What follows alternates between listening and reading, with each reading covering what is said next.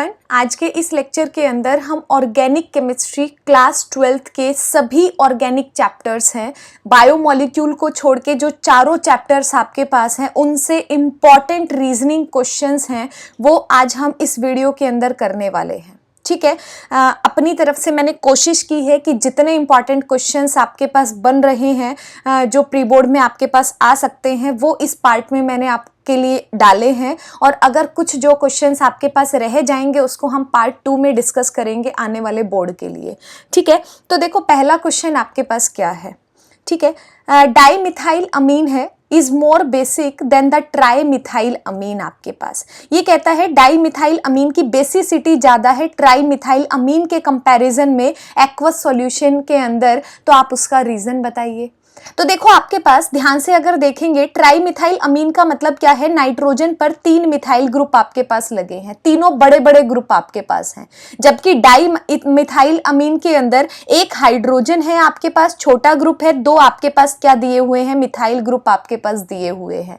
अगर एक चीज यहां से कंफर्म हो जाती है कि जो आपके पास डाइमिथाइल अमीन है यहां पर स्टेरिक हिंड्रेंस क्या होगा, आपके पास कम होगा, जबकि ट्राइमिथाइल में 3 बड़े बड़े मिथाइल ग्रुप जुड़ने की वजह से स्टेरिक हिंड्रेंस आपके पास ज्यादा हो जाएगा। ठीक है, दूसरी बात क्या कि हम बेसिसिटी एक्वस सॉल्यूशन के अंदर बात कर रहे हैं, और एक्वस सॉल्यूशन के अंदर हम जनरली क्या कहते हैं कि अगर बड़ा मॉलिक्यूल होता है तो वहां सॉल्वेशन क्या होता है, कम होता है, और अगर कोई छोटा मॉलिक्यूल है तो वहां पर सॉल्वेशन ज्यादा होता है। ठीक है, तो सेम चीज है, ट्राइमिथाइल अमीन बड़ा मॉलिक्यूल है, स्टेरिक हिंड्रेंस ज्यादा है यहां पर, तो यहां पर सॉल्वेशन क्या रहेगा, आपके पास कम रहेगा, जबकि डाइमिथाइल अमीन है यहां पर कंपैरेटिवली सॉल्वेशन है वो आपके पास क्या रहेगा, ज्यादा रहेगा। तो इसी वजह से बेसिसिटी है डाइमिथाइल अमीन के अंदर ज्यादा होती है। देखो अमीन्स की बेसिसिटी बहुत ज्यादा इंपॉर्टेंट है, आपको करनी ही करनी है। यहां से सीबीएसई हर साल क्वेश्चन देता है, अगर थियरी में नहीं पूछा है तो कंपार्टमेंट के पेपर में पूछ लेगा। एक सीबीएसई के जो 3-4 पेपर रिलीज होते हैं उसमें से एक पेपर में तो पूछता ही पूछता, आपके पास कंफर्म है, तो इसको हल्के में नहीं लेना है। देखो आंसर कैसे लिखेंगे, in trimethyl amine there is maximum steric hindrance and the least solvation, but in the dimethyl amine the solvation is more and the steric hindrance is less than the trimethyl amine। अब कुछ important notes हैं basicity को लेकर amines को, उसको आपको note करना है और याद रखना है, क्योंकि यहां से बार बार आपसे क्वेश्चन करता ही करता है पेपर में। तो देखो पहला क्या है, आपको बेसिसिटी का ऑर्डर बताना है। अगर आपसे एक्वस सॉल्यूशन के अंदर, एक्वस स्टेट के अंदर अगर आपसे पूछता है तो याद रखना एक्वस स्टेट के अंदर जब मैं मिथाइल अमीन का केस लेती हूं, मिथाइल अमीन में सेकेंडरी की सबसे ज्यादा बेसिसिटी होती है, फिर आपके पास प्राइमरी की होती है, फिर आपके पास टर्शरी की होती है, और अमोनिया की बेसिसिटी आपके पास सबसे कम रहेगी। ये ऑर्डर आपको रट लेना है। ठीक है, बहुत इंपॉर्टेंट ऑर्डर है। अगर एक्वस स्टेट में अमीन्स की बेसिसिटी बात करती हूं तो ऑर्डर क्या बनता है, secondary, primary, then tertiary, after that ammonia. क्यों? क्योंकि सॉल्वेशन इफेक्ट है, डोमिनेट करता है आई इफेक्ट की वजह से। वाटर मॉलिक्यूल है, एक्वस स्टेट आपके पास है, तो इसका मतलब क्या होगा, सॉल्वेशन इफेक्ट वहां पर काउंट हो जाएगा। तो यहां पर सॉल्वेशन इफेक्ट है वो आई इफेक्ट के ऊपर क्या करता है, डोमिनेट करता है। उसकी वजह से जो ऑर्डर आपके पास बनता है सेकेंडरी, प्राइमरी, टर्शरी, ये वाला ऑर्डर आपके पास बनेगा। ठीक है, लेकिन अगर मैं सिंपल बात करती हूं गैसीय स्टेट के अंदर, गैसीय स्टेट के अंदर जो ऑर्डर आपके पास रहता है वो आई इफेक्ट की वजह से होता है, क्योंकि मिथाइल ग्रुप है, एक मिथाइल ग्रुप का आपके पास माइनस आई इफेक्ट आपके पास होता है, 3 मिथाइल ग्रुप है तो माइनस आई इफेक्ट आपके पास ज्यादा हो जाएगा। तो अगर मैंने गैसीय स्टेट के अंदर अमीन्स की बेसिसिटी बोली तो आप क्या बताओगे, टर्शरी, सेकेंडरी, देन प्राइमरी। और अगर एक्वस सॉल्यूशन के अंदर मिथाइल अमीन की पूछी तो क्या बताओगे, सेकेंडरी, प्राइमरी, देन आप टर्शरी लिखोगे। अब इसमें एक चीज और ध्यान रखने वाली है कि अगर मिथाइल अमीन को छोड़ के, ध्यान से सुना मेरी बात को, मिथाइल अमीन को छोड़ के अगर मैंने एक्वस सॉल्यूशन के अंदर किसी और अमीन्स की बात की और वहां पर मैं बेसिसिटी पूछ रही हूं, मिथाइल अमीन को छोड़ के किसी दूसरे अमीन्स की बेसिसिटी का जिक्र करूंगी तो एक्वस सॉल्यूशन के अंदर जो ट्रेंड रहेगा वो सेकेंडरी, टर्शरी, देन प्राइमरी आपके पास रहेगा। तीनों मोस्ट इंपॉर्टेंट बेसिसिटी है, इन्हीं में से आगे पीछे करके क्वेश्चन पूछता है। गैसियस में tertiary, secondary, then primary. Methyl amine के केस के अंदर एक्वस सॉल्यूशन में सेकेंडरी, प्राइमरी, देन टर्शरी। और अगर मिथाइल अमीन को छोड़ के कोई भी चीज आपसे पूछता है वहां पर ऑर्डर क्या रहेगा आपके पास, सेकेंडरी, टर्शरी, देन प्राइमरी आपके पास रहेगा। ठीक है, अब मिथाइल अमीन में सॉल्वेशन इफेक्ट डोमिनेट करता है। इथाइल अमीन के अंदर क्योंकि बड़ा मॉलिक्यूल आपके पास अटैच हो जाता है यहां पर, वहां पर आई इफेक्ट है वो सॉल्वेशन इफेक्ट के ऊपर डोमिनेट करने लग जाता है। ठीक है, अब इसके कंसेप्ट को थोड़ा सा समझते हैं एक बार। बेसिसिटी जो आपके पास बेसिकली होता है, बेसिसिटी का मतलब होता है जहां इलेक्ट्रॉन्स की अवेलेबिलिटी ज्यादा होती है। अगर इलेक्ट्रॉन्स की अवेलेबिलिटी जितनी ज्यादा होगी वहां पर वो उतना ही इजीली क्या करता है, इलेक्ट्रॉन को डोनेट कर देता है। और जितना इजीली इलेक्ट्रॉन को डोनेट करेगा इसका मतलब वो उतना ही अच्छा बेस होगा, उसकी बेसिसिटी उतनी ही ज्यादा होगी। दोबारा सुनो, बेस अच्छा कौन होता है, जो इलेक्ट्रॉन को डोनेट करता है। ठीक है, अब अगर अवेलेबल होगा कोई एक्स्ट्रा इलेक्ट्रॉन आपके पास, कहीं पर इलेक्ट्रॉन डेंसिटी ज्यादा होगी तभी तो इलेक्ट्रॉन दे पाएगा ना आपके पास। ठीक है, तो सबसे पहली बात क्या है, इलेक्ट्रॉन्स की अवेलेबिलिटी जहां पर ज्यादा होगी। दूसरी बात, इजीली इलेक्ट्रॉन्स को दे पाए, अवेलेबिलिटी है। अब बात ये भी करेंगे, कई बार कंपैरिजन में आता है इजीली कौन दे पा रहा है। ठीक है, जो जितना इजीली दे देगा इसका मतलब बेसिसिटी उतनी ही अच्छी हो जाएगी, उतना अच्छा बेस बन जाएगा। अब बेसिसिटी जो अमीन्स की होती है बेसिकली 3 फैक्टर्स के ऊपर डिपेंड करती है। पहला जो फैक्टर है वो आपके पास आई इफेक्ट होता है, और आई इफेक्ट के अकॉर्डिंग टर्शरी, सेकेंडरी और प्राइमरी आपके पास रहता है। क्यों? क्योंकि मिथाइल अमीन का आपके पास क्या होता है, माइनस आई इफेक्ट आपके पास, आई इफेक्ट आपके पास यहां पर होता है। ठीक है, दूसरा इफेक्ट है जिसपे बेसिसिटी डिपेंड करती है वो आपके पास क्या है, सॉल्वेशन इफेक्ट है। ठीक है, सॉल्वेशन इफेक्ट का क्या होता है, प्राइमरी, सेकेंडरी, देन टर्शरी आपके पास। क्यों? क्योंकि जो छोटा मॉलिक्यूल है वहां सॉल्वेशन ज्यादा होता है, बड़े मॉलिक्यूल पे कम होता है। तो प्राइमरी वाला क्या होता है, स्टेरिक हिंड्रेंस कम है तो सॉल्वेशन आपके पास इफेक्ट क्या होता है, प्राइमरी में ज्यादा, फिर सेकेंडरी में, फिर टर्शरी में। अगर स्टेरिक हिंड्रेंस की बात की, स्टेरिक हिंड्रेंस भी आपके पास ऑर्डर क्या रहता है, प्राइमरी, सेकेंडरी, टर्शरी आपके पास रहेगा। ठीक है, स्टेरिक हिंड्रेंस बेसिकली हम क्या कहते हैं कि टर्शरी के अंदर ज्यादा स्टेरिक हिंड्रेंस होता है, सेकेंडरी देन प्राइमरी होता है।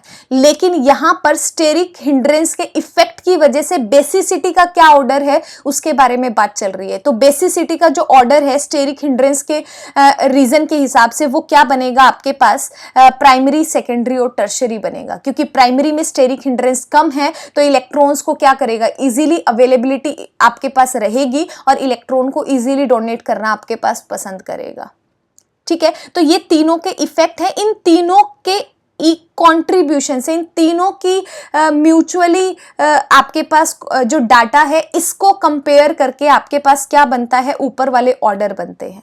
जैसे मैंने कहा इथाइल अमीन के केस में आई इफेक्ट ज्यादा डोमिनेट करता है। आपको पता है आई इफेक्ट में टर्शरी बड़ा होता है, तो इसका मतलब सेकेंडरी के बाद टर्शरी पहले आ गया, प्राइमरी बाद में आ गया। जबकि मिथाइल अमीन के केस के अंदर सॉल्वेशन इफेक्ट डोमिनेट कर रहा है आई इफेक्ट पे, और सॉल्वेशन इफेक्ट का देखो प्राइमरी बड़ा होता है सेकेंडरी, टर्शरी से। तो यहाँ पे आपका टर्शरी से पहले क्या आ गया, प्राइमरी आ गया। तो बेसिकली रीजन हो याद हो ना हो, आपको ये जरूर पता होना चाहिए कि ऑर्डर बेसिसिटी का क्या है अमीन्स का। मोस्ट इंपॉर्टेंट क्वेश्चन है। आगे बढ़ते हैं। अगला क्वेश्चन है, aniline does not undergo Friedel craft reaction, give reason. Aniline है, फ्रीडल क्राफ्ट रिएक्शन नहीं देता। क्यों नहीं देता वो ध्यान से देखो, क्योंकि एनिलीन क्या होता है, खुद एक लिवाइस बेस होता है। और फ्रीडल क्राफ्ट रिएक्शन जब भी कराते हैं आप, फ्रीडल क्राफ्ट रिएक्शन को एनहाइड्रस AlCl3 की प्रेजेंस में कराते हो, और एनहाइड्रस AlCl3 क्या होता है, एक अच्छा लिवाइस एसिड होता है। ठीक है, अब ये अच्छा लिवाइस एसिड है, एनिलीन अच्छा बेस आपके पास है। एसिड और बेस मिलके क्या बनाते हैं, हमेशा अडक्ट बनाते हैं, सोल्ट आपके पास बनाते हैं। ठीक है। अगर सोल्ट बन जाएगा आपके पास तो फर्दर एल्काइल जो आपके फ्रीडल क्राफ्ट रिएक्शन करवाना चाह रहे हो वो आपके पास पॉसिबल ही नहीं हो पाएगी। क्यों? जैसे ही सॉल्ट बना क्या होगा, C6H5NH पॉजिटिव हो जाएगा और AlCl3 नेगेटिव आपके पास हो जाएगा, आयनिक कंपाउंड सोल्ट आपके पास बन गया। अब देखो आपके पास इस नाइट्रोजन के ऊपर क्या आ गया, पॉजिटिव चार्ज आ गया। अब इलेक्ट्रॉन आपके पास नाइट्रोजन पे पॉजिटिव चार्ज है और पॉजिटिव चार्ज होते ही नाइट्रोजन क्या हो जाता है, एक तरह से डीएक्टिवेटिंग ग्रुप की तरह काम करने लग जाता है। और अगर डीएक्टिवेटिंग ग्रुप आपके पास हो जाएगा तो फ्रीडल क्राफ्ट रिएक्शन को फेवर ही नहीं करेगा आपके पास। तो आंसर में देखो क्या लिखेंगे, सबसे पहले आपको रिएक्शन लिखनी है कि Lewis acid reacts with the Lewis base to form the salt, ये सॉल्ट आपके पास बनेगा। आगे लिखोगे as a result nitrogen of aniline acquires positive charge and hence it acts as a strong deactivating group for the electrophilic substitution reaction. क्यों? क्योंकि Friedel craft reaction क्या है, इलेक्ट्रोफिलिक सब्स्टिट्यूशन रिएक्शन ही तो है, इसीलिए आपके पास aniline does not undergo Friedel craft reaction. एक वर्ड में बात करूं तो क्योंकि ये सॉल्ट अडक्ट फॉर्म करता है जिसकी वजह से नाइट्रोजन पर पॉजिटिव चार्ज होने की वजह से डीएक्टिवेट ये रिंग को कर देता है, इसीलिए रिएक्शन को नहीं करता। अगला क्वेश्चन देखो, aromatic diazonium salts are more stable than the aliphatic diazonium salt। Aromatic diazonium salt है, उनकी स्टेबिलिटी ज्यादा होती है एलिफेटिक के कंपैरिजन में। अब देखो यहां क्यों है, क्योंकि रेजोनेंस आपके पास होता है। एरोमेटिक डाइजोनियम सोल्ट के अंदर रेजोनेंस होता है और जितना ज्यादा रेजोनेंस आपके पास होगा स्टेबिलिटी आपके पास उतनी ही बढ़ जाती है।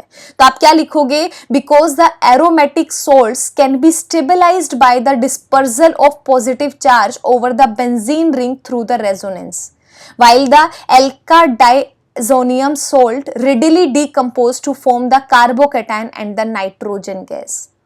ठीक है, वहां स्टेबिलिटी ज्यादा है रेजोनेंस की वजह से, यहां रेजोनेंस नहीं है, ये फटाफट से डीकंपोज हो जाता है।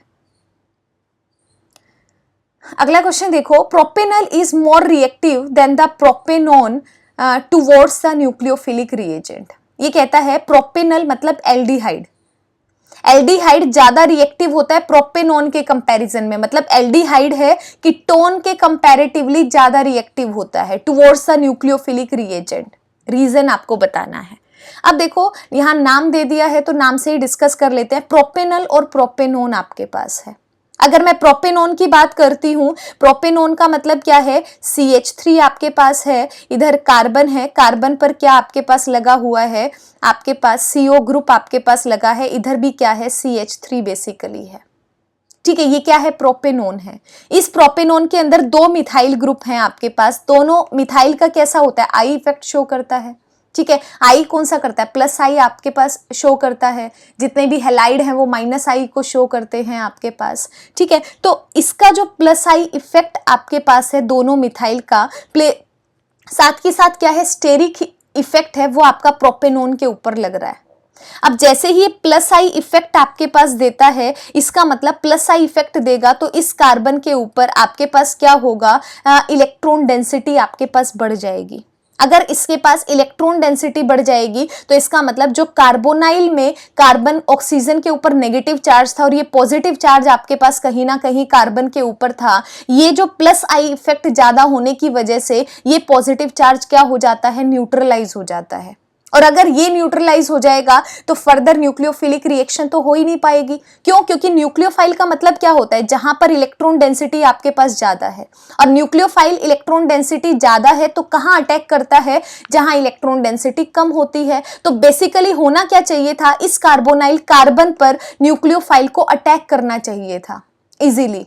ठीक है, लेकिन ये अटैक इजीली नहीं कर पाता। क्यों? क्योंकि दो मिथाइल ग्रुप हैं, दोनों प्लस आई इफेक्ट को शो करते हैं, तो ये जो पॉजिटिव चार्ज था आपके पास ये इसी को ही न्यूट्रलाइज कर देते हैं।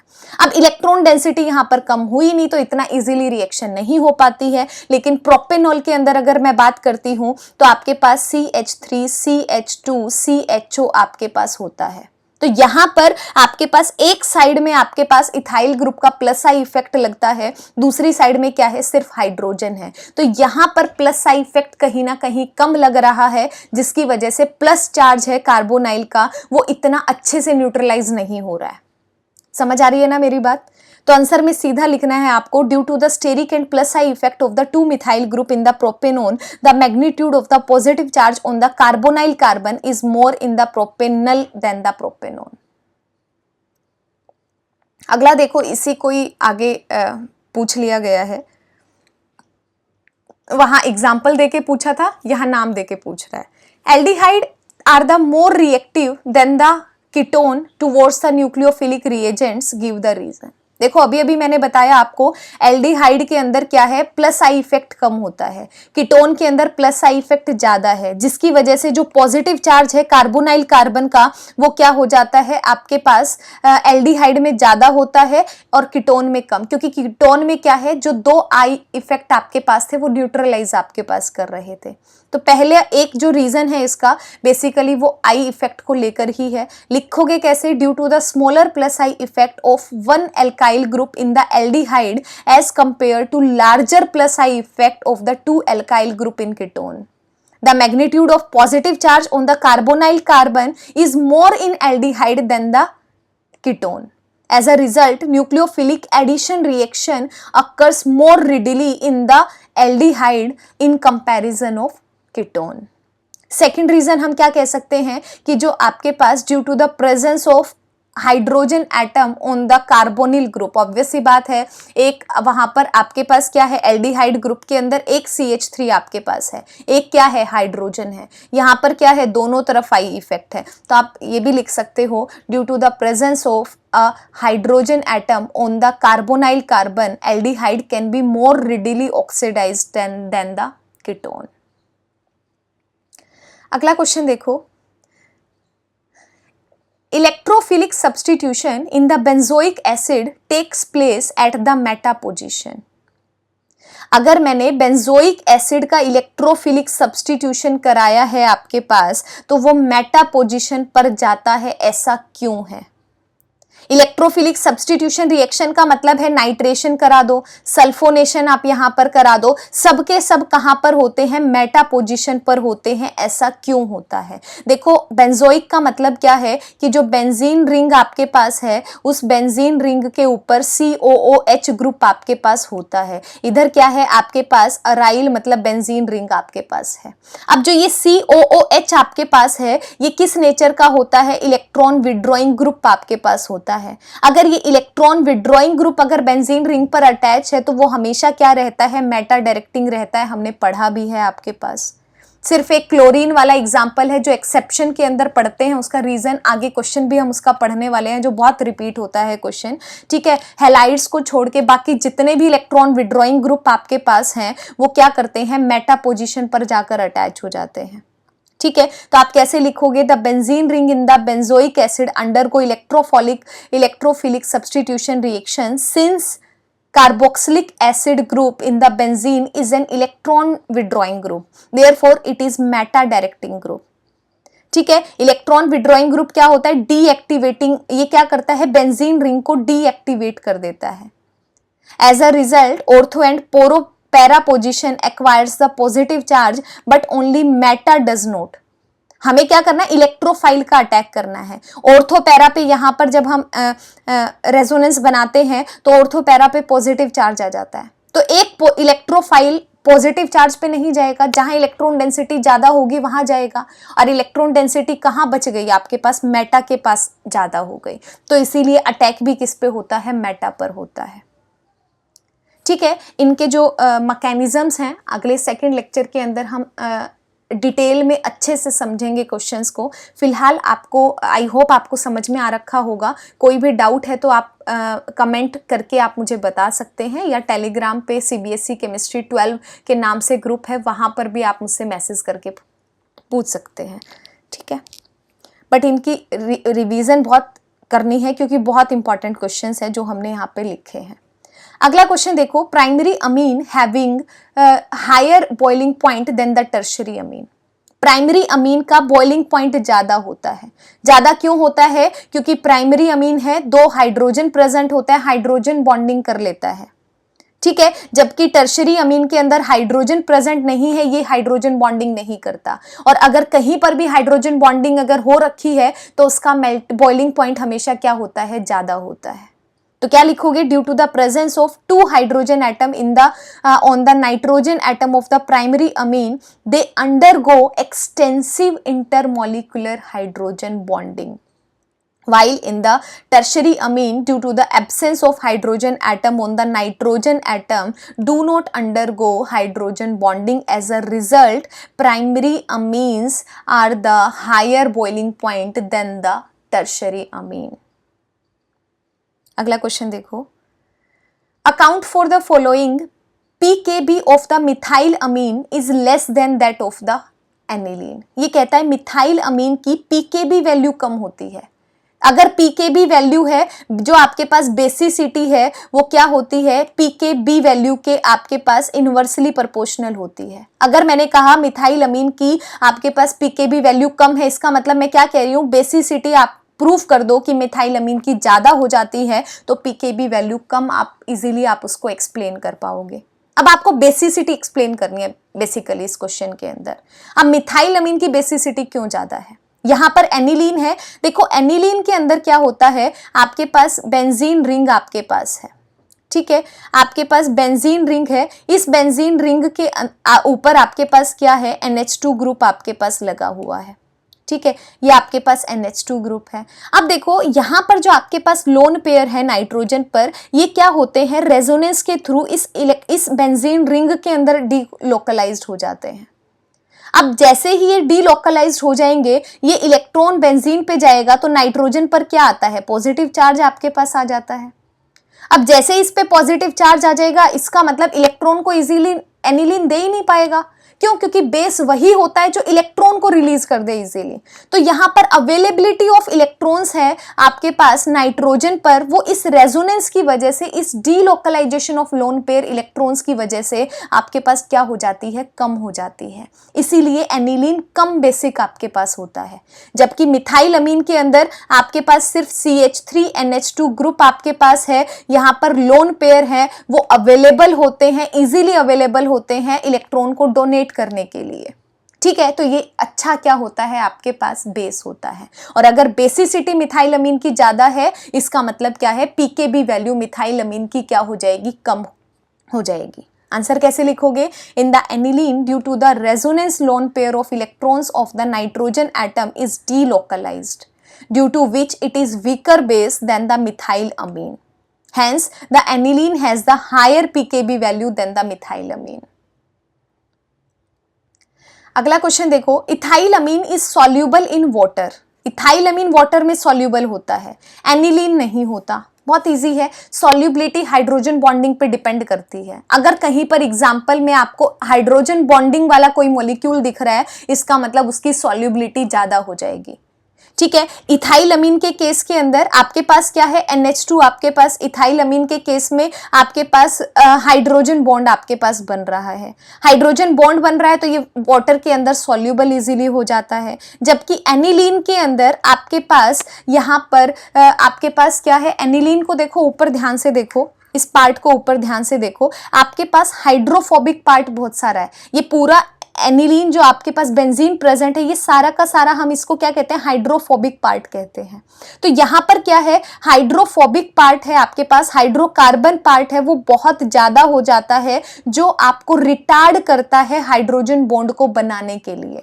मतलब क्या है कि इथाइल अमीन के अंदर हाइड्रोजन बॉन्डिंग इजीली हो पा रही है, लेकिन एनिलीन के अंदर नहीं हो पाती, क्योंकि जो ये हाइड्रोकार्बन पार्ट आपके पास है, हाइड्रोफोबिक पार्ट आपके पास नीचे वाला है, ये हाइड्रोजन बॉन्ड को इजीली बनने ही नहीं देता है। आंसर में लिखोगे, ethyl amine is soluble in water due to its capability to form the hydrogen bonds with the water, while aniline is insoluble in water due to the larger hydrocarbon part which tends to retard the formation of hydrogen bonds. अगला question देखो, carboxylic acid are the higher boiling liquids than the aldehyde, ketone and alcohols of the comparable molecular mass give reason. ये कहता है इनका मास है वो almost same है, लेकिन बॉइलिंग पॉइंट एसिड का ज्यादा है। अब मैंने बताया था अगर कहीं पर हाइड्रोजन बॉन्डिंग हो रही है तो वहां पर बॉइलिंग पॉइंट सॉल्युबिलिटी हमेशा ज्यादा होती है।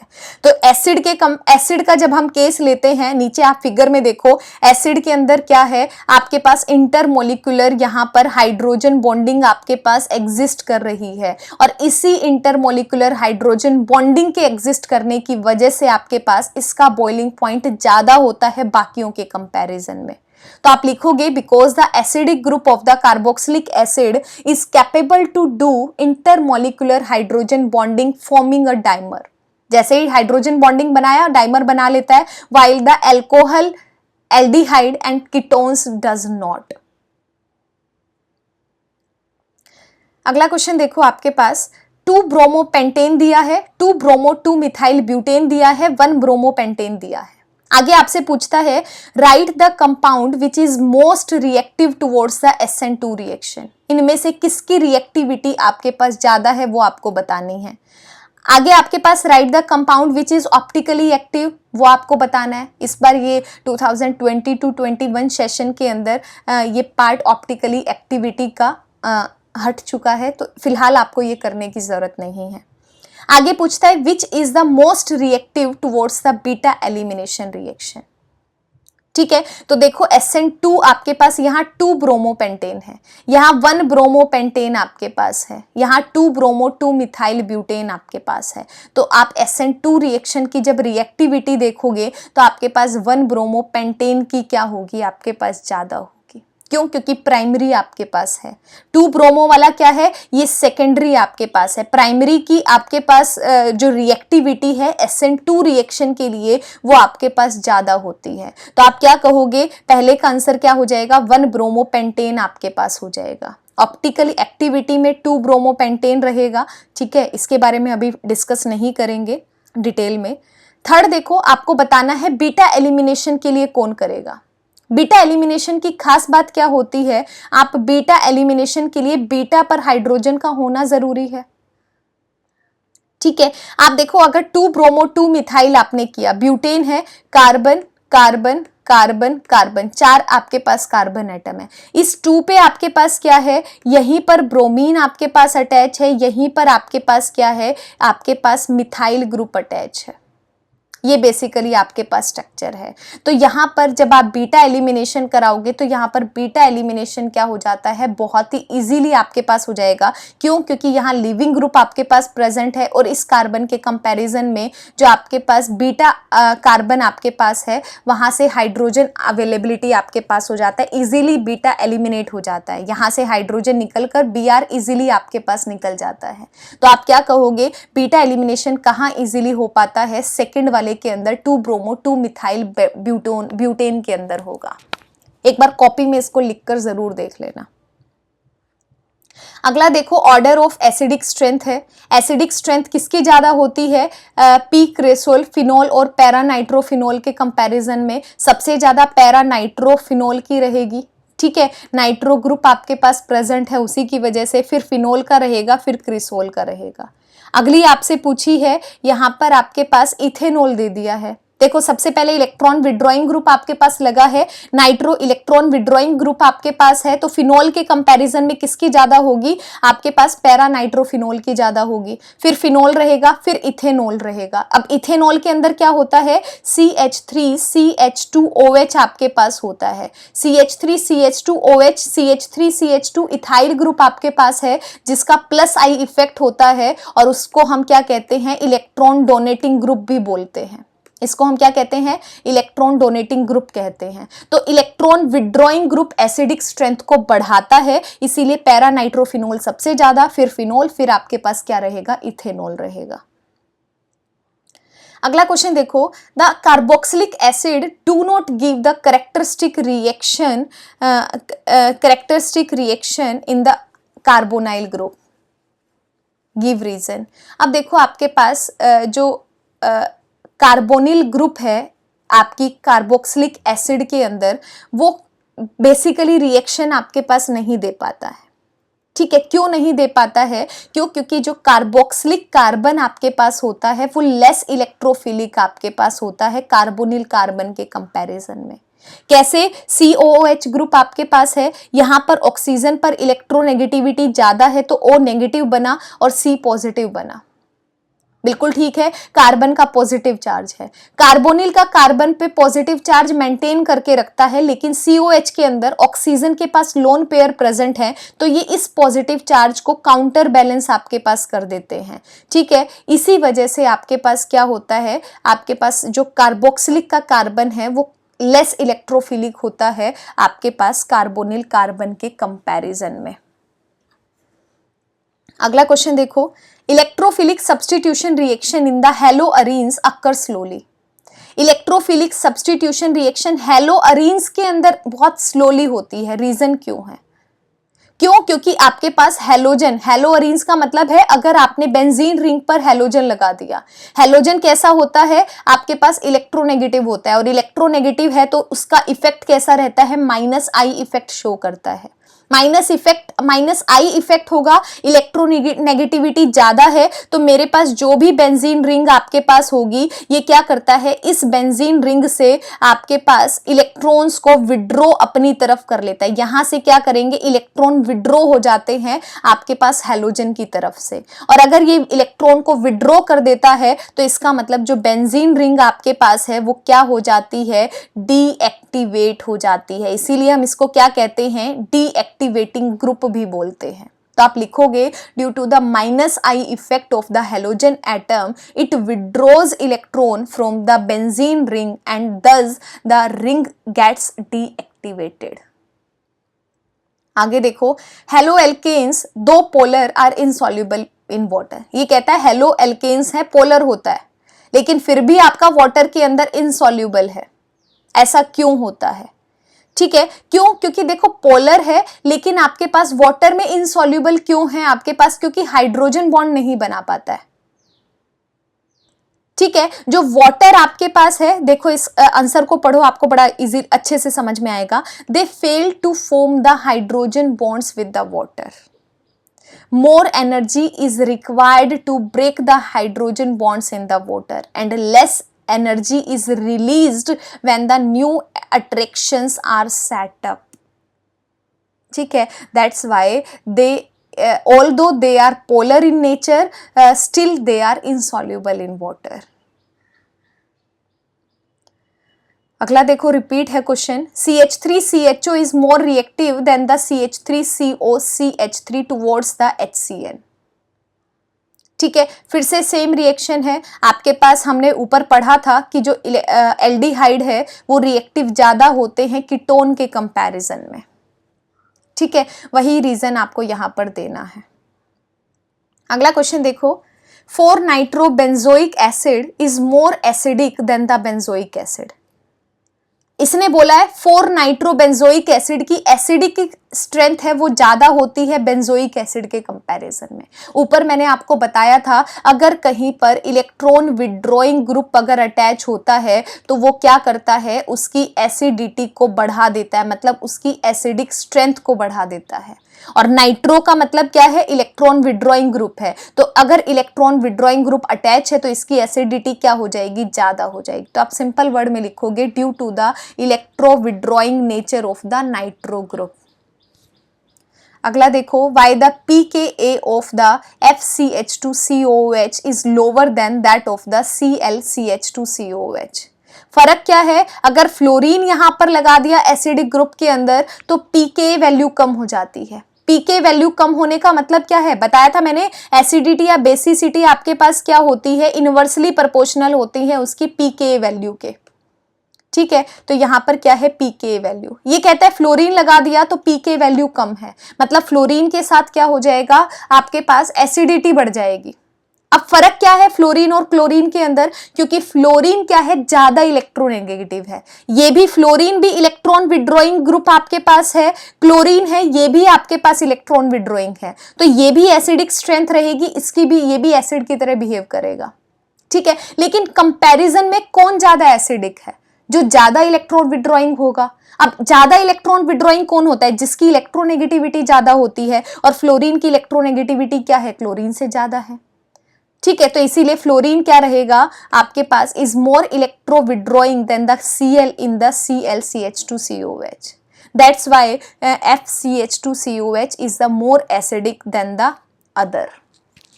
और अगर एसिडिटी ज्यादा है तो पीके वैल्यू क्या हो जाएगी, कम आपके पास हो जाएगी. अगला क्वेश्चन देखो, SN1 reactions are accompanied by the racemisation in optically active alkyl halide. SN1 के अंदर रेसिमाइजेशन होता है.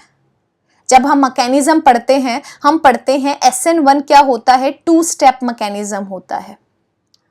2 स्टेप में पहला जो स्टेप है वहां पर क्या बनता है, आपके पास कार्बोकैटायन बनता है. पहला स्टेप देखो, एक एग्जांपल लिखा हुआ है आपके पास, CCl बॉन्ड है. पहले क्या करता है, ये Cl आपके पास बाहर निकल जाता है इलेक्ट्रॉन को लेकर, लीविंग ग्रुप हट जाएगा, यहां पर क्या बना, कार्बोकैटायन आपके पास बना. ठीक है, पहला फॉर्मेशन ऑफ इंटरमीडिएट है. अब कार्बोकैटायन बन गया. कार्बोकैटायन का जो स्ट्रक्चर होता है वो आपके पास क्या होता है, ट्राइगोनल प्लेनर स्ट्रक्चर होता है. अगर प्लेनर है तो जब आप न्यूक्लियोफाइल को ऐड करते हो तो इसकी दोनों पॉसिबिलिटी हो जाती है इस प्लेनर स्ट्रक्चर के, वो आपके पास ये जो प्लेनर स्ट्रक्चर आपके पास है इसके अबव द प्लेन से भी अटैक कर सकता है, बिलो द प्लेन से भी आपके पास अटैक कर सकता है. ठीक है, दोनों की 50-50% चांस है. और अगर 50% दोनों के चांस बनते हैं अबव द प्लेन और बिलो द प्लेन बनने के, उसको हम क्या कहते हैं, रेसेमिक मिक्सचर बोलते हैं. और उस प्रोसेस को हम क्या कहते हैं, रेसेमाइजेशन बोलते हैं. तो इसीलिए देखो, अब क्वेश्चन पढ़ो, आपको पता चल जाएगा आंसर में क्या लिखना था. SN1 reaction are accompanied by racemization in optically active alkyl halide group. अब ये रेसेमाइजेशन करते हैं, उसी चीज को आपको एक्सप्लेन करना था, तो आप ये सब बातें यहां पर लिख दोगे. अगला देखो, बॉइलिंग पॉइंट किसका ज्यादा है, प्रोपेनॉल, प्रोपेनल और प्रोपेन. ऑब्वियस सी बात है, प्रोपेनॉल के अंदर क्या है, हाइड्रोजन बॉन्डिंग काफी एक्सटेंसिव आपके पास होती है, तो प्रोपेनॉल में सबसे ज्यादा रहेगा. फिर आपके पास प्रोपेनल एल्डिहाइड में रहता है, एल्केन के अंदर कोई हाइड्रोजन बॉन्डिंग नहीं होती, वहां उसका बॉइलिंग पॉइंट सबसे कम रहेगा. ठीक है, अब एल्डिहाइड, एल्कोहल और एसिड का एग्जांपल दे दिया. एसिड में हमने देखा था ना कि वो क्या करता है, आपके पास हाइड्रोजन बॉन्डिंग बहुत ज्यादा करके डाइमर बना लेता है, तो वहां पर उसकी वजह से बॉइलिंग पॉइंट क्या होता है, सबसे ज्यादा होता है. तो एसिड का सबसे ज्यादा, फिर एल्कोहल का, और उससे कम क्या हो जाएगा, आपके पास एल्डिहाइड का हो जाएगा. अगला क्वेश्चन देखो, acetylation of aniline reduce it's activation effect. ये क्या कहता है, एक्टिवेटिंग इफेक्ट. अगर एसिटाइलेशन कर दिया, मान लिया कहीं पर मेरे पास NH2 ग्रुप है, आपने एसिटाइलेशन करके हमेशा क्या हो गया, NHCOCH3 ग्रुप के अंदर चेंज हो गया. NH2 क्या था, एक एक्टिवेटिंग ग्रुप था, लेकिन जैसे ही आपने एसाइलेशन कर दिया, COCH3 ग्रुप यहां पर डाल दिया, तो इसका जो एक्टिवेटिंग ग्रुप है वो कम हो जाता है, ये डीएक्टिवेट की तरह बिहेव करने लग जाता है. यही चीज क्वेश्चन के अंदर पूछी है. क्यों, क्योंकि जो एसिटाइल ग्रुप है यहाँ पे CO प्रेजेंट है. CO कैसा होता है, इलेक्ट्रॉन को खींचने का काम करता है, तो यहाँ पर ये इलेक्ट्रॉन विड्रॉइंग ग्रुप आपके पास प्रेजेंट होता है. इलेक्ट्रॉन विड्रॉइंग अगर आपके पास प्रेजेंट हो जाता है तो वो इस नाइट्रोजन से इलेक्ट्रॉन्स को खींच लेगा और इस पर क्या आ जाएगा, कहीं ना कहीं पॉजिटिव चार्ज आपके पास जनरेट हो जाएगा. मतलब यहाँ इलेक्ट्रॉन्स की अवेलेबिलिटी क्या हो जाएगी, कम हो जाएगी आपके पास. तो आंसर में देखो कैसे लिखोगे, because the acetyl group being the electron withdrawing group attracts the lone pair of the electrons of the nitrogen atom towards the carboxylic group, and the lone pair of the electron on the nitrogen is less available for the donation to the benzene ring by the resonance. अगला question देखो, methyl अमीन ज्यादा basic होता है aniline के comparison में. अभी हमने ऊपर पढ़ा था कि एनिलीन के अंदर जो नाइट्रोजन पर इलेक्ट्रॉन पेयर आपके पास हैं वो डीलोकलाइज्ड हो जाते हैं बेंजीन रिंग के अंदर, और डीलोकलाइज्ड हो जाते हैं तो नाइट्रोजन पर कैसा आ जाता है, पॉजिटिव चार्ज आ जाता है, जो कि डीएक्टिवेटिंग ग्रुप की तरह बिहेव करता है. मतलब नाइट्रोजन पर इलेक्ट्रॉन्स की अवेलेबिलिटी कम हो गई. अवेलेबिलिटी कम हो गई तो बेसिसिटी क्या हो जाएगी, कम हो जाएगी. तो आंसर में लिख सकते हो CH3NH2 is more basic than the aniline due to the availability of lone pair of electrons for the donation. While in the aniline, lone pair of electrons on the nitrogen atom is delocalized over the benzene ring and thus unavailable for the donation. अगला question देखो, although amino group is ortho para directing group yet aniline on nitration gives a significant amount of Meta nitro aniline. ये कहता है aniline है ortho para directing group है, बिल्कुल सही बात है, लेकिन जब मैं एनिलीन का नाइट्रेशन करती हूं तो आपको अच्छी खासी क्वांटिटी मिल जाती है मेटा नाइट्रो एनिलीन की। ऐसा क्यों होता है? बहुत इंपॉर्टेंट क्वेश्चन है। ये क्या कहता है कि जब मैं नाइट्रेशन कराती हूँ, नाइट्रेशन एसिडिक मीडियम के अंदर कराते हो, नाइट्रेशन में क्या करते हैं, HNO3 को ऐड करते हो, प्लस में आपके पास क्या होता है, सल्फ्यूरिक एसिड को आप यहाँ पर ऐड करते हो। ठीक है, तो सल्फ्यूरिक एसिड को अगर आप यहाँ पर ऐड कर रहे हो तो इसका मतलब क्या है, एसिडिक मीडियम आपके पास बेसिकली है। तो जैसे ही एसिडिक मीडियम इसको मिलता है तो जो एनिलीन का NH2 ग्रुप आपके पास होता है, उस एसिड मतलब प्रोटोन के साथ रिएक्ट करके आपके पास क्या बना लेता है, एनिलीनियम आयन आपके पास यहाँ पर जनरेट कर देता है। और एनिलीनियम आयन एक विड्रॉइंग ग्रुप आपके पास होता है, एक डीएक्टिवेटिंग ग्रुप आपके पास होता है जो कि मेटा डायरेक्टिंग है। इसीलिए आपको मेटा नाइट्रो एनिलीन का सिग्निफिकेंट अमाउंट मिलता है जब आप नाइट्रेशन करते हो एनिलीन का। तो आप लिख सकते हो, because of nitration in an acidic medium aniline gets protonated to give anilinium ion which is meta directing. अगला क्वेश्चन देखो, give reason aniline is a weaker base than the cyclohexyl amine. Cyclohexyl amine के comparison में weaker base है। देखो cyclohexyl का मतलब क्या है कि यहां पर बस आपके पास डीलोकलाइजेशन नहीं है, ऊपर क्या है, सिर्फ आपने NH2 ग्रुप लगा दिया। जब मैं एनिलीन की बात करती हूं, एनिलीन में यहाँ पर डबल बॉन्ड आ जाता है और नाइट्रोजन के पास जो इलेक्ट्रॉन्स हैं वो इस डबल बॉन्ड इस बेंजीन रिंग के साथ डीलोकलाइज्ड हो जाते हैं। लेकिन अगर मैंने साइक्लोहेक्साइल अमीन की बात की तो availability of nitrogen, loan pair of on nitrogen atom है वो मैक्सिमम रहती है, इसीलिए ये अच्छा बेस आपके पास होता है एनिलीन के कंपैरिजन में। तो आंसर में लिख सकते हो आप, in the aniline the lone pair of electrons on the nitrogen atom is delocalised over the benzene ring. As a result the electron density on the nitrogen decreases. But in the cyclohexyl amine, the lone pair of electron on the nitrogen atom is readily available due to the absence of pi electrons. Hence, the aniline is the weaker base than the cyclohexyl amine. अगला question देखो, alkyl halide though polar are immiscible with water. ये कहता है alkyl halide भी क्या है, polar है, लेकिन फिर भी वाटर के अंदर इमिसिबल है। ठीक है, एल्काइल हैलाइड और the polar molecules are the held together by the dipole dipole interaction and the molecules of water are held together by the hydrogen atoms, hydrogen bonding. Since the new force of attraction between the water and alkyl halide molecules are the weaker than the force of attraction already existing between the alkyl halide and water molecules. That's why they are immiscible with the water. समझ आ रहा है ना, water में hydrogen bonding है दोनों, उनमें dipole dipole interaction है, दोनों को ऐड करते हो तो फोर्स ऑफ अट्रैक्शन वीक हो जाती है पहले वाले के कंपैरिजन में, इसीलिए इमिसिबल रहता है वाटर में। अगला देखो, give reason chloroacetic acid is the stronger acid than the acetic acid. अब क्लोरो एसिटिक एसिड के अंदर क्या है, यहाँ Cl ग्रुप अटैच है, एसिटिक एसिड के अंदर क्या है, यहाँ पर आपके पास हाइड्रोजन है Cl की बजाय। तो देखो Cl का क्या होता है, माइनस आई इफेक्ट होता है, इलेक्ट्रॉन को विड्रॉ करेगा, ये इलेक्ट्रॉन को यहां से खींचेगा तो ये वाला इलेक्ट्रॉन यहां से जाएगा, ये वाला इलेक्ट्रॉन यहां से जाएगा। ठीक है, तो इसका मतलब क्या है कि प्रोटॉन क्या है, ये इलेक्ट्रॉन्स को अपनी तरफ खींचेगा तो ये H वाला जो बॉन्ड है वो कहीं ना कहीं वीक हो जाएगा और प्रोटॉन इजीली निकल जाएगा। और अगर प्रोटॉन इजीली निकल रहा है तो उसको मैं क्या कहूंगी, अच्छा एसिड बोलूंगी ना। एसिड कौन होता है, जो प्रोटॉन डोनेट कर दे इजीली।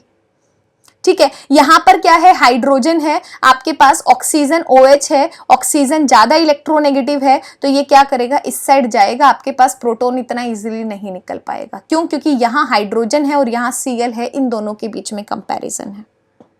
जो डिफरेंट चीज है सिर्फ उसको देखना है, सेम चीज को हमें नहीं देखना है। अगला क्वेश्चन देखो, the dipole moment of the chlorobenzene is lower than that of the cyclohexyl chloride, give reason. इसने कहा है क्लोरोबेंजीन का डाइपोल मोमेंट है वो कम होता है, ये क्लोरोबेंजीन है, डाइपोल मोमेंट कम होता है आपके पास साइक्लोहेक्साइल क्लोराइड के कंपैरिजन में। अब देखो दोनों में फर्क क्या है। क्लोरीन है, क्लोरीन आपके पास क्लोरीन एटम जिस कार्बन से अटैच है, ये वाला कार्बन आपके पास क्या है, sp2 हाइब्रिडाइज्ड आपके पास है। sp2 हाइब्रिडाइज्ड है, इसका मतलब क्या है, s करेक्टर ज्यादा है। अब यहां पर क्या है, यहां पर ये वाला जो कार्बन एटम आपके पास है कैसा है, sp3 कार्बन एटम आपके पास है। क्यों? क्योंकि सारे सिंगल बॉन्ड आपके पास प्रेजेंट है। तो यहां पर s करेक्टर क्या हो जाएगा, कम हो जाएगा। अगर s करेक्टर कम हो गया तो इसका मतलब क्या, इलेक्ट्रोनेगेटिविटी कम है आपके पास साइक्लोहेक्साइल क्लोराइड के अंदर। ठीक है, अगर यहां पर इलेक्ट्रोनेगेटिविटी कम है तो इसका मतलब जो आपके पास क्लोरीन एटम है यहां पर इलेक्ट्रॉन डेंसिटी क्या हो जाएगी, ज्यादा हो जाएगी। और यहां पर इलेक्ट्रॉन डेंसिटी आपके पास ज्यादा है अगर आपके पास है आपके पास, लेकिन अगर मैं दूसरे का एग्जांपल में बात करती हूं, sp2 का हाइब्रिडाइज कार्बन से अटैच है, इलेक्ट्रोनेगेटिविटी ज़्यादा है, और इलेक्ट्रोनेगेटिविटी ज़्यादा होने की वजह से जो डेंसिटी है एटम की कार्बन Cl बॉन्ड में वो आपके पास क्या होती है, कम होती है। क्यों? क्योंकि आपके पास ये किस में चला जाता है, बेंजीन रिंग की वजह से रेजोनेंस आपके पास हो जाता है। अगर रेजोनेंस आपके पास होता है तो इस बॉन्ड की पोलैरिटी डिक्रीज कर जाती है, और अगर बॉन्ड की पोलैरिटी अगर आपके पास डिक्रीज कर जाती है तो आपका डाइपोल मोमेंट भी क्या हो जाता है, कम हो जाता है बेसिकली। जबकि आपके पास साइक्लोहेक्साइल क्लोराइड है, इसमें आपके पास क्या है, रेजोनेंस नहीं हो पाता है। रेजोनेंस नहीं हो पाता तो यहाँ पर इस Cl और C बॉन्ड की पोलैरिटी है पहले वाले के कंपैरिजन में ज़्यादा होती है, इसीलिए डाइपोल मोमेंट भी आपके पास ज़्यादा होता है। अगला क्वेश्चन देखो, give reason it is difficult to prepare pure amines by the aminolysis of the alkyl halides। ये कहता है अगर एल्काइल हैलाइड का अमीनोलिसिस कर दिया तो प्योर अमीन्स को प्रिपेयर करना डिफिकल्ट हो जाता है। क्यों? क्योंकि जो प्राइमरी अमीन है आपके पास ये खुद क्या करता है, न्यूक्लियोफाइल की तरह बिहेव करता है। ठीक है, तो आंसर में क्या कैसे लिखोगे, because the primary amine formed by the aminolysis it self act as a nucleophile and produce further secondary and tertiary alkyl halide. इसीलिए इनको प्योर फॉर्म में प्रिपेयर करना डिफिकल्ट रहता है। अगला क्वेश्चन देखो, give reason pH of the reaction should be carefully control while the preparing the ammonia derivative of the carbonyl carbon. ये कहता है कि जो pH है रिएक्शन की उसको हमें केयरफुली कंट्रोल करना पड़ता है। ठीक है, जब हम क्या कर रहे हैं, कार्बोनिल कंपाउंड्स के अमोनिया डेरिवेटिव्स को प्रिपेयर कर रहे हैं। तो ऐसा क्यों होता है, क्योंकि जो स्ट्रॉन्गली एसिडिक मीडियम है उसमें अमोनिया डेरिवेटिव है, वो बेसिक अमोनिया बेस होता है, तो वो क्या करते हैं, फटाफट से एसिड के साथ रिएक्ट कर लेते हैं। एसिड के साथ रिएक्ट कर लेंगे क्योंकि मीडियम हमने एसिडिक मीडियम लिया है। ठीक है, और कार्बोनिल कार्बन के साथ जिसके साथ रिएक्ट करना चाहिए था उसके साथ रिएक्ट नहीं करते हैं। ठीक है, और बेसिक मीडियम में क्या होता है, OH है वो कार्बोनिल कार्बन पर जाकर अटैक करता है, इसीलिए मुझे pH को बड़ा कंट्रोल में करके चलना पड़ता है।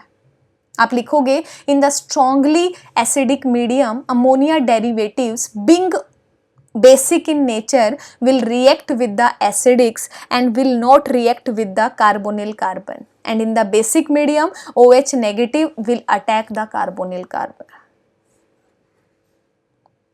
अगला क्वेश्चन देखो, explain the Grignard reagent should be prepared under the anhydrous condition. क्यों इसको प्रिपेयर किया जाता है, क्यों? क्योंकि बहुत रिएक्टिव हमारे पास होते हैं। जो ग्रिग्नार्ड रिएजेंट है उनकी रिएक्टिविटी बहुत ज्यादा होती है। ठीक है, ये फटाफट से अल्कोहल, वाटर, अमीन्स के साथ रिएक्ट करके फटाफट से हाइड्रोकार्बन बना देते हैं, इसीलिए इसको हमेशा एनहाइड्रस कंडीशंस के अंदर हम इसको प्रिपेयर करते हैं। एनहाइड्रस का मतलब है कि पानी नहीं होना चाहिए वहां पे।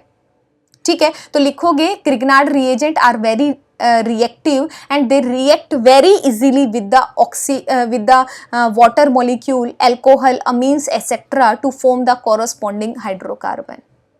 ठीक है, therefore the Grignard reagent must be prepared under the anhydrous condition. अगला क्वेश्चन देखो, chloroform is stored in the dark brown bottles. Chloroform को डार्क ब्राउन बोटल्स के अंदर स्टोर करते हैं।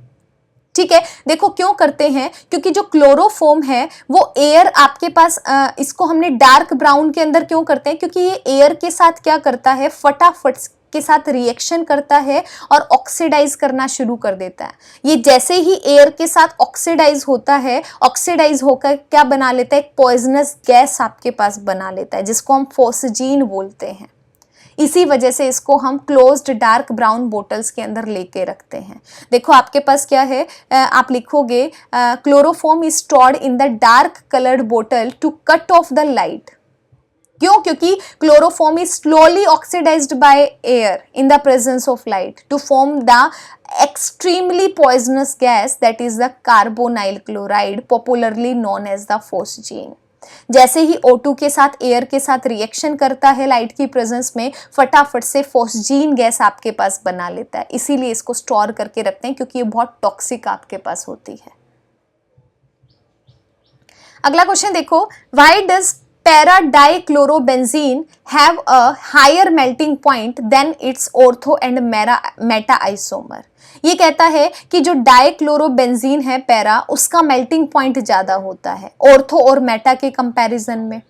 ठीक है, क्योंकि जो पैरा वाला रहता है, पैरा डाइक्लोरो में क्या रहता है, ये आपके पास क्या है, बेंजीन है। ठीक है, इस बेंजीन पे दो आपने क्लोरो लगा दिए, एक क्लोरो ऊपर लगेगा तो पैरा पोजीशन का मतलब आपके पास कहाँ लगेगा, क्लोरीन, दूसरा आपके पास नीचे की तरफ लगेगा। अब देखो पैरा क्लोरो वाला है वो क्या है, ज्यादा सिमेट्रिकल आपके पास है।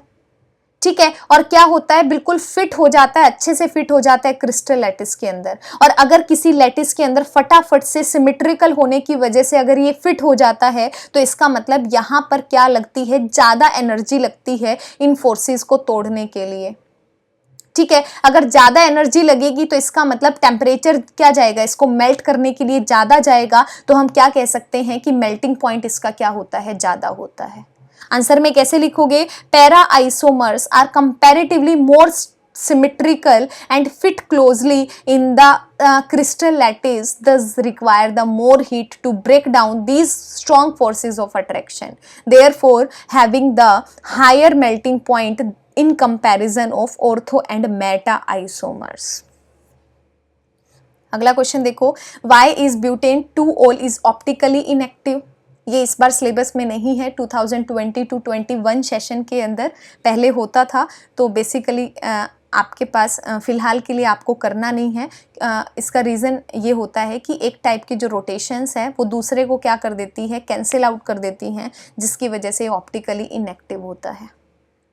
अगला क्वेश्चन देखो, although phenoxide ion has the more number of resonating structure than the carboxylate ion, still carboxylic acid is the stronger acid than the phenol. ये कहता है फिनोक्साइड आयन, ये देखो फिनोक्साइड आयन की ये रेजोनेटिंग स्ट्रक्चर है। ये वाला इलेक्ट्रॉन क्या करेंगे, यहाँ पर जाएंगे तो ये वाला पाई इलेक्ट्रॉन डेंसिटी इस कार्बन पर शिफ्ट हो जाएगी, यहाँ नेगेटिव चार्ज आ जाएगा, ये फिर यहाँ पर डबल बॉन्ड बनाएगा, ये वाली पाई इलेक्ट्रॉन की डेंसिटी है आगे चली गई। तो देखो अगर हम फिनोल की बात करते हैं, फिनोक्साइड आयन के अंदर आपके पास रेजोनेटिंग स्ट्रक्चर ज्यादा है। और अगर मैंने कार्बोक्सिलेट आयन की बात की तो यहाँ पे सिर्फ आपके पास 2 रेजोनेटिंग स्ट्रक्चर हैं। ये कहता है फिर भी आपके पास कार्बोक्सिलिक एसिड है वो अच्छा स्ट्रॉन्ग एसिड आपके पास होता है। ऐसा क्यों होता है, उसका रीजन आपको बताना है। तो देखो पहले में आप लिखोगे, in the resonating structure of the phenol and carboxylic acid negative charge on the carboxylate ion is delocalised over the 2 oxygen atom. यहाँ 2 ऑक्सीजन एटम पर हो रहा है, while they are localized on the oxygen atom. ठीक है, अगला देखो, आपके पास the release of a proton from the carboxylic acids is much easier than the phenol. अब देखो एसिड है, एसिड अच्छा कौन होता है, जो जितना इजीली प्रोटोन निकाल दे। अब प्रोटोन कौन इजीली निकालता है, बेशक से 2 रेजोनेटिंग स्ट्रक्चर बन रहे हैं, लेकिन प्रोटोन को इजीली कौन निकाल रहा है, आपके पास कार्बोक्सिलेट आयन निकाल रहा है। तो ऑब्वियस सी बात है कि एसिडिक स्ट्रेंथ है वो भी क्या होगी, इसकी ज्यादा हो जाएगी। अगला क्वेश्चन देखो, chlorobenzene is extremely less reactive towards the nucleophilic substitution reaction, give 2 reason. ऐसा क्यों है? आपके पास देखो क्लोरोबेंजीन के अंदर आपके पास क्या है, due to the resonance carbon Cl bond acquires a positive partial positive double bond character which is difficult to cleave. Resonance होता है आपके पास क्लोरोबेंजीन, देखो क्लोरोबेंजीन का एक बात ध्यान दो, अगर मैं रेजोनेंस की बात करती हूँ, ठीक है, रेजोनेंस में क्या है, Cl है, Cl क्या होता है, इलेक्ट्रोनेगेटिव ज़्यादा है, तो ये जो पाई वाली इलेक्ट्रॉन डेंसिटी होती है वो आपके पास कहाँ शिफ्ट होती है, कार्बन के पास, क्लोरीन की तरफ बढ़ती है।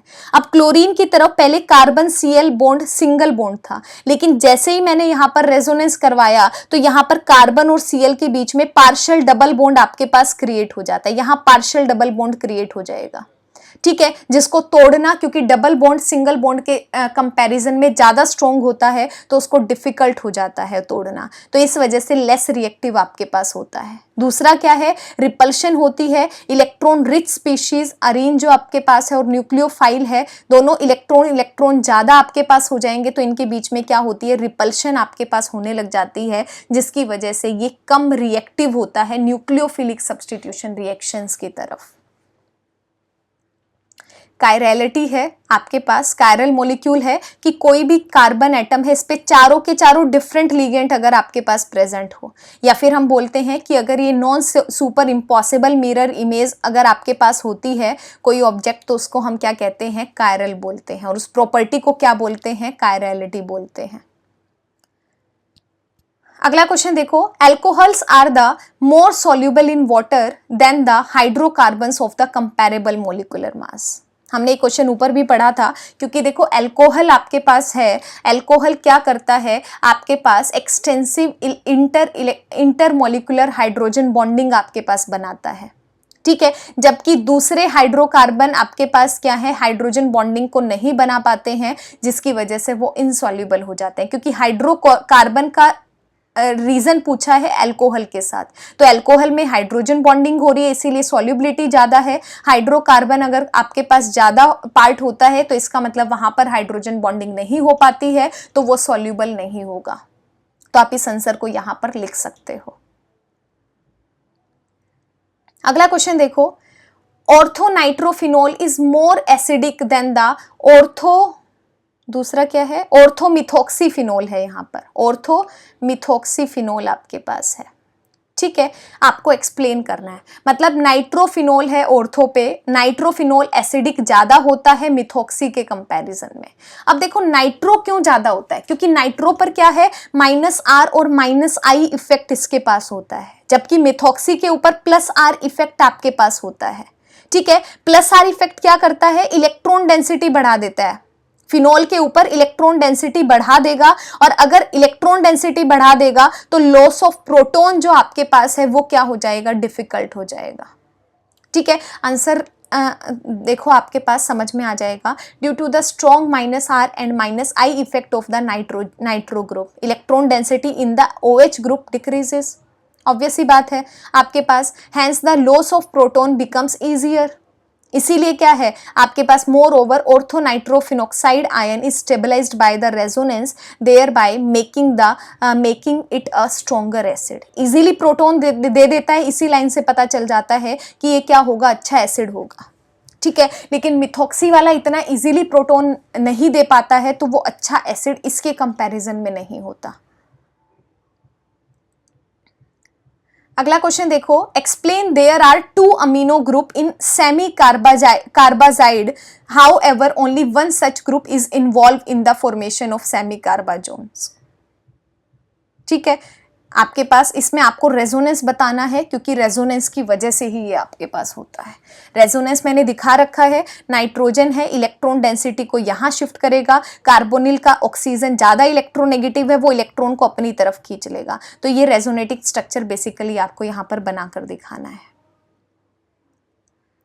अगला क्वेश्चन देखो, cyclohexanone forms the cyanohydrin in the good yield but the 2,4,6 trimethyl cyclohexanone does not. ये कहता है अगर मैंने साइक्लोहेक्सेनोन, ये रिएक्शन हमने पढ़ी थी पिछले में, अगर HCN डाल दिया तो ये प्रोडक्ट बेसिकली आपके पास बन रहा है, ठीक है, यहाँ इल्ड ज्यादा है, सेकंड वाले के अंदर इल्ड आपके पास क्या होती है, कम आपके पास होती है। कम इल्ड क्यों होती है, क्योंकि देखो यहाँ पर एक CH3 ग्रुप यहाँ लग गया, 2 CH3 ग्रुप यहाँ लग गए, तो इसकी वजह से क्या होता है, स्टेरिक हिंड्रेंस आपके पास बढ़ जाता है। और अगर आपके पास स्टेरिक हिंड्रेंस अगर आपके पास बढ़ गया तो इसका मतलब जो इल्ड आपके पास बनेगी वो कंपैरेटिवली क्या बनेगी, बहुत कम बनेगी। तो यही आपको बताना था, साइक्लोहेक्सेनोन के अंदर स्टेरिक फैक्टर कम है, जबकि 2,4 ट्राई मिथाइल साइक्लोहेक्सेनोन के अंदर स्टेरिक हिंड्रेंस ज्यादा होने की वजह से इसकी इल्ड क्या बनती है, कम बनती है। ये अगला इंपॉर्टेंट, बहुत ही इंपॉर्टेंट क्वेश्चन है।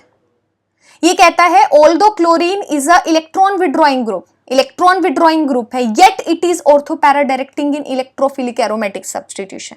नॉर्मली क्या है, हैलाइड्स को छोड़ के अगर कहीं पर भी इलेक्ट्रॉन विड्रॉइंग ग्रुप आपके पास लगा होता है वो मेटा डायरेक्टिंग होता है। ये इलेक्ट्रॉन विड्रॉइंग ग्रुप है, स्टिल ये क्या है, ऑर्थोपैरा डायरेक्टिंग आपके पास होता है। ठीक है, ऑर्थोपैरा डायरेक्टिंग आपके पास कैसा होता है, देखो इसका आंसर देखना एक बार। Chlorine withdraws the electron from through the inductive effect and release through the resonance. Although chlorine show the -I effect, but through resonance chlorine tends to stabilize the intermediate carbocation. दो चीजें लग रही हैं, ठीक है, एक -I इफेक्ट लग रहा है, एक +R इफेक्ट लग रहा है। स्ट्रक्चर को देखो और अच्छे से समझ में आएगा आपके पास। अगर मैंने पहले वाली इलेक्ट्रोफिलिक के साथ रिएक्शन कराई तो देखो यहाँ पर आपके पास क्या है, क्लोरीन है, यहाँ पर क्लोरीन क्या लग रहा है, -I इफेक्ट आपके पास करेगा तो इस इलेक्ट्रॉन डेंसिटी को अपनी तरफ खींच लेगा। पहले ही पॉजिटिव चार्ज है, इसको अपनी तरफ में आपके पास खींचेगा तो इसका मतलब क्या बनेगा, आपके पास जो इंटरमीडिएट कार्बोकेटायन बन रहा है उसको डीस्टेबलाइज कर देगा। और डीस्टेबलाइज करेगा तो इसका मतलब ये -I इफेक्ट का जो फंडा हम यहाँ पर अप्लाई कर रहे थे उसकी वजह से तो प्रोडक्ट डेफिनेटली नहीं बनने वाला। सेकंड क्या होगा, आपके पास पॉजिटिव चार्ज है, मुझे पता है क्लोरीन के पास लोन पेयर एक्स्ट्रा है, तो ये लोन पेयर को क्या करेगा, इस कार्बोकेटायन को दे देगा, जिसकी वजह से पॉजिटिव चार्ज क्या हो जाएगा, न्यूट्रलाइज हो जाएगा। तो इस रेजोनेंस की वजह से ये क्या होता है, आपके पास ऑर्थोपैरा डायरेक्टिंग आपके पास होता है, ना कि -I इफेक्ट की वजह से होता है। ठीक है, ये आपको ध्यान में रखना है। इसके बाद एक क्वेश्चन है जो पूछा गया था, which would undergo, last question है आई थिंक ये, which would undergo SN2 reaction faster in the following pair. आपको बताना है फर्स्ट और सेकंड है। यहां देखो प्राइमरी है, एक क्वेश्चन हमने किया भी था ऐसा, प्राइमरी है, इधर आपके पास ये क्या है, सेकेंडरी है। SN2 रिएक्शन की रिएक्टिविटी क्या होती है, प्राइमरी में ज्यादा होती है, फिर सेकेंडरी, फिर टर्शरी, तो यहां पर क्या होगा, फर्स्ट में ज्यादा हो जाएगी। ठीक है, यहां देखो आपके पास, यहां CH3 मिड में लग गया आपके पास, ठीक है, यहां CH3 इससे दूर लग गया, तो क्या होगा, पहले वाले के अंदर जहां पर CH3 और B के बीच में डिस्टेंस ज्यादा है, क्या होगा, वहां ज्यादा हो जाएगी। ऐसे ही अगला देखो आपके पास CH3 CH2Br है, यहां पर टर्शरी आपके पास कार्बोकेटायन बनेगा, यहां प्राइमरी आपके पास बनेगा। मतलब यहां क्या है, प्राइमरी आपके पास है, आपके पास एल्काइल हैलाइड दे रखा है, यहाँ टर्शरी दे रखा है, तो प्राइमरी की रिएक्टिविटी ज्यादा, फिर सेकेंडरी की, फिर टर्शरी की। ठीक है, क्यों, क्योंकि स्टेरिक फैक्टर के ऊपर डिपेंड करती है। अगला देखो CH3 CH2Br है, CH3 CH2I है, इन दोनों में से SN2 कहाँ इजीली होगी। SN2 का मतलब क्या होता है, लिविंग ग्रुप इजीली निकल जाए, कार्बोकेटायन जल्दी। SN2 है, आपके पास क्या होता है, ट्रांजिशन स्टेट बनती है। आपको ये देखना है I लिविंग ग्रुप कौन इजीली निकलेगा, ब्रोमीन और आयोडीन में से अच्छा लिविंग ग्रुप कौन सा होता है, आयोडीन होता है, तो इसका मतलब रिएक्टिविटी यहां पर ज्यादा हो जाएगी। रीजन में लिख सकते हो, due to the larger CI bond length and the low bond dissociation energy, या बेसिकली सिंपल वे में सोचो कि आयोडीन है, अच्छा लिविंग ग्रुप है, इसीलिए क्या हो जाएगा, यहाँ पर आपके पास जो SN2 रिएक्शन है उसकी रिएक्टिविटी ज्यादा हो जाएगी। अब देखो अगला है, यहाँ प्राइमरी है, यहाँ सेकेंडरी है, तो पहले भी बता चुकी हूँ, प्राइमरी में ज़्यादा SN2 की रिएक्टिविटी होती है, ऑर्डर ऑफ रिएक्टिविटी, फिर आपके पास सेकेंडरी में होती है। ऐसे ही CH2Cl है, यहाँ Cl डायरेक्टली जुड़ा है, देखो ये डायरेक्टली 2 से जुड़ा है, तो ये सेकेंडरी आपके पास है और ये आपके पास क्या है, प्राइमरी है, तो फिर से क्या होगा, प्राइमरी की ज्यादा रहेगी रिएक्टिविटी सेकेंडरी के कंपैरिजन में। अगला भी सेम एग्जांपल है, 1 ब्रोमोपेंटेन है, ये सभी क्वेश्चन पेपर में आए हुए हैं। 1 ब्रोमोपेंटेन 2 ब्रोमोपेंटेन, 1 ब्रोमोपेंटेन प्राइमरी है, इसमें ज्यादा होगा, सेम ऐसे ही 1 bromo 2 methyl butane, 2 bromo 2 methyl butane, किसका ज़्यादा होगा? फर्स्ट वाले का ज़्यादा हो जाएगा। ठीक है, तो ये क्वेश्चंस हैं, इन क्वेश्चंस की प्रैक्टिस करना जितना पॉसिबल हुआ। जो मुझे इंपॉर्टेंट क्वेश्चंस लगे हैं ऑर्गेनिक केमिस्ट्री के चारों चैप्टर से, वो मैंने आपको देने की कोशिश की है इस पार्ट के अंदर। बाकी के क्वेश्चंस है सेकेंड पार्ट में डिस्कस करेंगे। आप प्रैक्टिस करते रहिएगा। ठीक है, all the best to all of you. Thank you.